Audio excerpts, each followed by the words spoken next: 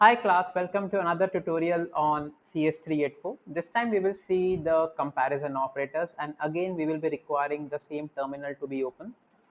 Okay, let me just start the terminal once again. So in the start menu you can just click, you can just type CMD and double click this and just write Python here. Unix, Ubuntu and Mac users can directly use the terminal that they have. So we have Python 3.7.3. Okay, this will be a very short tutorial. Okay, so we will just see, as we saw in the previous video, the usage of boolean. Let us define some variables. A is 21 and B, let's say, is 10.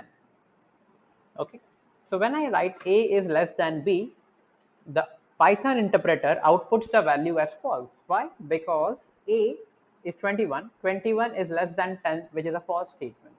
Let us check if A is greater than B. It prints out true because it's a true comparison. Let us check whether A is equal to B. It says it's false, right? Because 21 is not equal to 10. Is A less than equal to B? Okay, the operators are similar to what you used in C also. A is less than equal to B? No, because 21 is not less than equal to 10. Is A greater than equal to B? It prints out true, right? The point that here I'm trying to make here is that whenever you try to do a comparison, internally it's a C compiler or a Python interpreter, they return the value as true or false, right?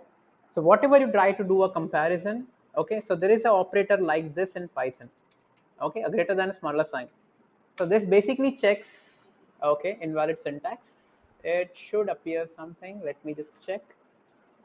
Okay, we will, when we type the code, we will check this. Basically, this checks whether this is A is not equal to B, right? So when I say A is not equal to B, the classic C operator usage, it says true because 21 is not equal to 10. Now, why is the importance of this comparison operator? The thing that to be remembered is all the comparisons evaluate to Boolean values, true, false, true and false. And that's it.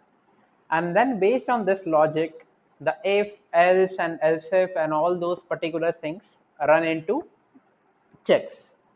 Okay. So that's it for this video. Thank you for watching.